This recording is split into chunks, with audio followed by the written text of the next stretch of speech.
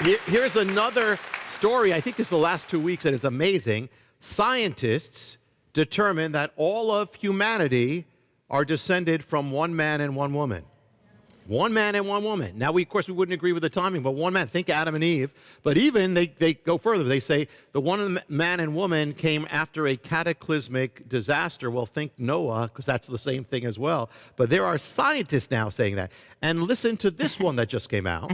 Scientists have determined that the cities near the Dead Sea, think Sodom and Gomorrah, they have evidence now that they were suddenly destroyed 3,700 years ago. Oh, wow. 3,700 years ago takes you to the time of Abraham and Lot. Oh.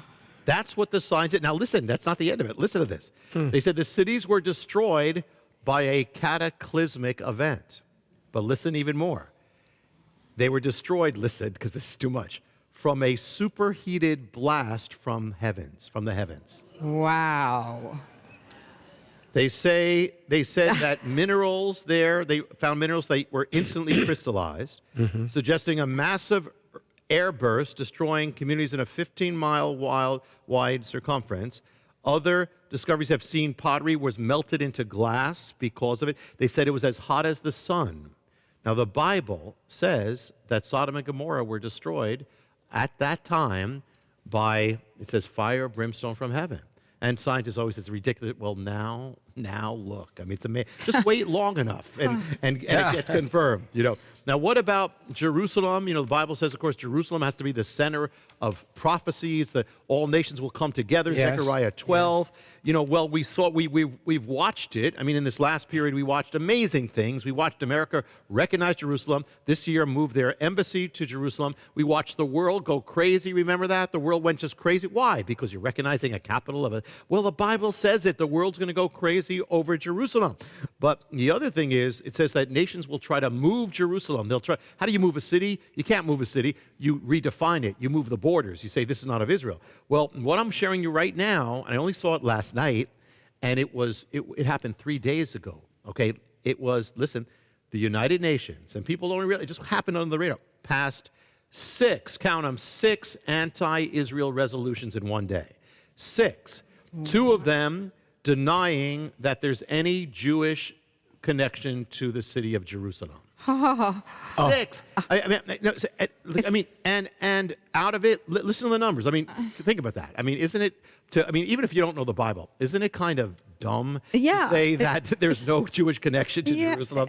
But you know how many nations voted for these things? 148 to 11. Thankfully, America has been here. Thankfully that. But and so it brings the number of anti-Israel resolutions for this year 20 My condemnations. Now I was going to bring this. I don't know if you've seen it or if you have it, because when I was in Israel for the last tour, I purchased I got the coin. Have you seen the coin? Yeah. But the same Sanhedrin is saying, Trump. They sent a word to Trump. They said, Trump, you said you recognize Jerusalem now. Please give the word that we can build the temple. So the Sanhedrin is very active, with this. But here's something else. It has been said that, in rabbinical circles, among many Christian circles, and I think the Sanhedrin as well, it says for the third temple to be built, we know it has to happen, there has to be something. And what there has to be is the discovery of the red heifer. The red heifer is mentioned in the Torah, in the books of Moses. It's a specific kind of sacrifice. It has to be a calf that's totally red. Well, in the past, they said, well, this might be, but they all turned out to be, they had to disqualify all of them. But just in the last few months, they discovered the red heifer. And they verified it. The Temple Institute announced it. They said it's absolutely spotless. They said this is a sign for the temple is to be rebuilt. The red heifer is back.